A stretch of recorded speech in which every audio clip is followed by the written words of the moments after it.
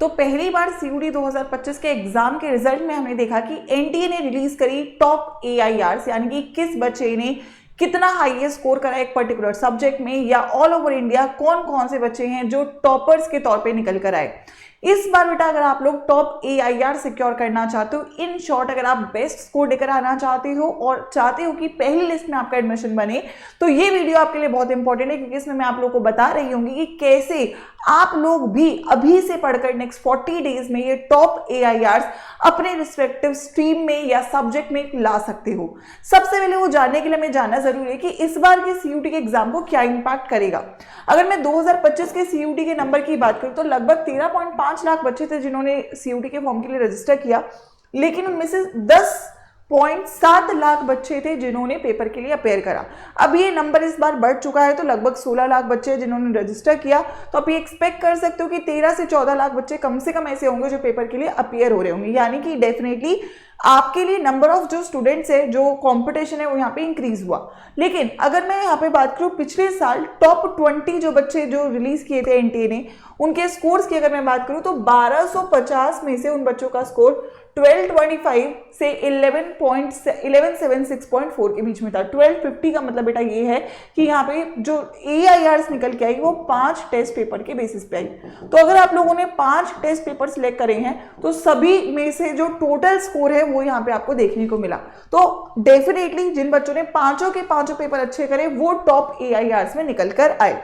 अगर मैं बात करूं सीयूटी अड्डा के तौर पे एज अ प्लेटफॉर्म, यहां से हम लोगों को नहीं पता था कि एआईआर का कंसेप्ट है, बट एआईआर 2, एआईआर 3, 7, 8 और 20 ये 5 एआईआर थी जो सीयूटी अड्डा के बच्चों के द्वारा ली गई, which is a very proud moment for all of us. लेकिन वी वांट, क्योंकि अब हमें इस बार पता है कि इस बार एआईआर आने वाली हैं, तो हम चाहते हैं ये नंबर डेफिनेटली मैक्सिमाइज हो और आप में से वो बच्चे हो जो ये टॉप एआईआर लेकर आए। अब उसके लिए जरूरी है कि आपकी प्रिपरेशन बहुत ज्यादा टॉप नॉच होनी चाहिए।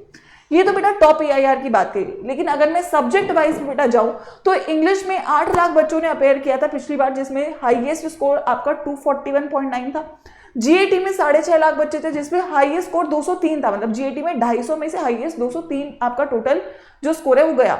अगर मैं केमिस्ट्री की बात करूं, हाईएस्ट डोमेन जिसमें बच्चों ने अप्लाई किया वो केमिस्ट्री था, यहाँ पे हाईएस्ट 247.6 था, जहां से 3 बच्चे जो मेरे थे उन लोगों ने ये स्कोर अचीव करा। ऐसे आप हर सब्जेक्ट की बात करो, फिजिक्स में 237 हाईएस्ट था, मैथ्स में 243 हाईएस्ट था, बायोलॉजी में 249.7 हाईएस्ट था, इकोनॉमिक्स में 244 था, बीएसटी में पूरे 250 आए थे, अकाउंट्स में 249.7 था, पॉलिटी में 249.6 था और हिस्ट्री में भी 249.6 था। अब ये पॉइंट में क्यों है? क्योंकि स्कोर्स नॉर्मलाइज होते हैं, लेकिन आप देख सकते हो अगर मैं केवल जीएटी को छोड़ दूं ऑलमोस्ट सभी में आपका जो हाईएस्ट स्कोर है वो 240 अबव गया है। सो यस, ये काफी बड़ा चैलेंज है कि आप लोगों को ये स्कोर लाना है अगर हम टॉप एआईआर की बात करें।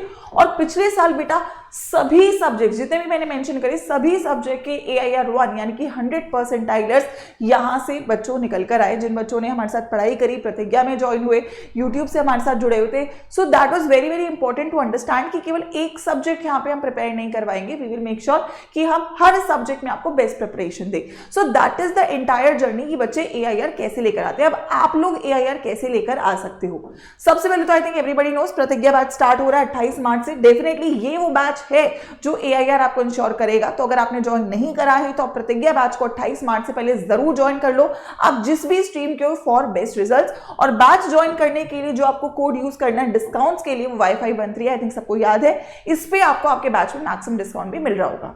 अब देखिए कैसे हम आगे बढ़े। हमारे पास 3 चीजें हैं, लैंग्वेज, डोमेन्स और जीएटी। एक एक करके तीनों में आप लोगों को किस तरीके से प्रिपेयर करना है और किस तरीके से आप ये टॉप स्कोर्स अचीव कर सकते हो उस पर बात करते हैं। सबसे पहले अगर मैं लैंग्वेज की बात करूं, आई वुड वांट जितने बच्चे यहाँ पे जुड़ चुके हैं इस वीडियो के साथ, वीडियो को जरूर लाइक कर दो ताकि ये वीडियो उन बच्चों तक पहुंच सके जो आपकी तरह सीयूटी में नए हैं, उनको बिल्कुल भी कॉन्सेप्ट का पता नहीं है कि किस तरीके से वो टॉप स्कोर ला सकते हैं या ये आप लोगों के लिए एआईआर अचीव करना पॉसिबल है भी या नहीं। सो लैंग्वेज में हमारे 3 सेक्शन है, वोकैब, आरसी और ग्रामर, और तीनों ही बच्चों के लिए नया सेक्शन है। स्पेसिफिकली कॉमर्स और ह्यूमैनिटीज के लिए बहुत इंपॉर्टेंट है लैंग्वेज पे कमांड होना। साइंस वाले बच्चे अगर बीएससी टारगेट करें तो वो एक as a qualifying exam English का पेपर देंगे या लैंग्वेज का पेपर देंगे, लेकिन मेजॉरिटी बच्चों के लिए लैंग्वेज नया है और सबसे बड़ा चैलेंज ही लैंग्वेज है। अब ये तीनों सेक्शंस प्रैक्टिस मांगते हैं। अगर आप इनकी प्रिपरेशन शुरू करोगे तो बिल्कुल आपको बेसिक से शुरू करने की जरूरत है, यानी कि लैंग्वेज को आपको टाइम देना पड़ेगा अगर आपका ये मेन एग्जाम है स्पेसिफिकली कॉमर्स या ह्यूमैनिटीज के बच्चों के लिए।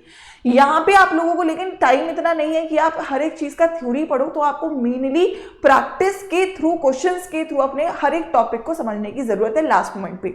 सोर्स एक प्रैक्टिस का ऐसा यूज करना है आपको जो सीयूटी के पैटर्न के ऊपर बेस्ड हो।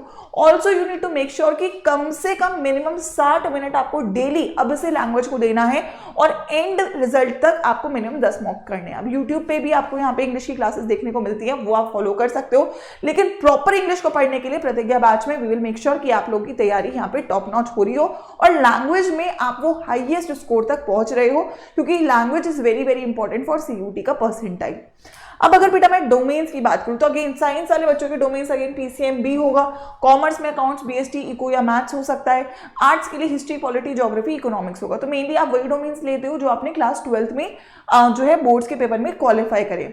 डोमेन्स के लिए बहुत जरूरी है कि आपकी कंसेप्ट बिल्डिंग एनसीईआरटी के ऊपर बेस्ड हो। बहुत सारे बच्चों ने बोर्ड्स के साथ भी प्रिपेयर किया ही है, तो उसको आपको एक नेक्स्ट लेवल पे बस लेकर जाना है और एनसीईआरटी पे पकड़ बहुत अच्छी होनी जरूरी है अगर आप सीयूटी में अच्छा करना चाहते हो। डेली लेक्चर्स बहुत जरूरी है, that is not just lectures, revision lectures, मतलब it should be a one shot type of lecture जिसमें आप पूरे चैप्टर को एक दिन में कंप्लीट कर रहे हो और साथ में क्वेश्चन प्रैक्टिस भी कर रहे हो, साथ में उसके नोट्स भी बनने हैं ताकि आप रिविजन कर सको, क्योंकि बार बार आप लेक्चर नहीं देख सकते हो।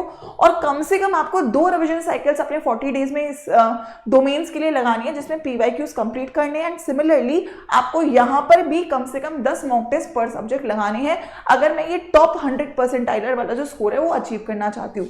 अब आप टारगेट जब 100 परसेंटाइलर का स्कोर करोगे तो डेफिनेटली उसके आसपास आपका स्कोर आएगा, लेकिन अगर मैं एवरेज कैटेगरी का स्कोर टारगेट करूंगा तो बहुत डिफिकल्ट हो जाएगा आपको एक पेपर में कॉम्पिटिटिव में स्कोर करना। सो ट्राई कि आप बेस्ट की तरफ ही बढ़ो, एक हाईएस्ट स्कोर को टारगेट करो, क्योंकि ये टोटली पॉसिबल है अचीव करना। जीएटी डेफिनेटली एक नया सब्जेक्ट है। अगर मैं जीएटी की बात करूं 4 सेक्शन है, क्वांटिटेटिव है, लॉजिकल रीजनिंग है, करंट अफेयर्स और स्टैटिक जीके। अब अगेन ये बहुत ही नया सब्जेक्ट है और इसमें बहुत सारी चीजें हैं कवर करने के लिए। तो पहली चीज आपको ये क्लियर होना चाहिए कि ये इंपॉर्टेंट कितना है आप लोगों के लिए, है ना। अगेन आपके कोर्स में क्या इसका डायरेक्टली इन्वॉल्वमेंट है तो आपको इसको बहुत ज्यादा टाइम देना है। अगर आपके कोर्स में इसका डायरेक्ट इन्वॉल्वमेंट नहीं है तो आप इसे पार्शियल टाइम दे सकते हो, डिपेंडिंग कि आपके बाकी सभी सब्जेक्ट अच्छे से प्रिपेयर हो जाए and then you can just make sure कि आप जीएटी को ओवरव्यू कर लो। लेकिन दैट इज वेरी इंपॉर्टेंट कि आपको अवेयरनेस हो कि आपके किस कोर्स के लिए जीएटी कितना आपके लिए एप्लीकेबल है या नहीं।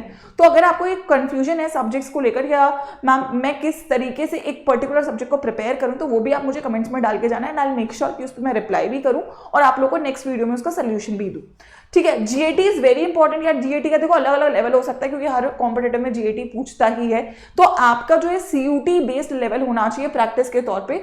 जीके के लिए डेली 15 से 20 मिनट आपको निकालना है। अगेन अगर आप लोगों का ये मेन सब्जेक्ट है, बेसिक से ही शुरू करोगे practice specifically for quant and reasoning and then you need to go to the advance level, जिसके लिए अगेन आपको रेलेवेंट क्वेश्चन सोर्स करना बहुत जरूरी है क्योंकि इसका बहुत ही डिफिकल्ट लेवल भी हो सकता है और बहुत ही इंटरमीडिएट लेवल भी हो सकता है।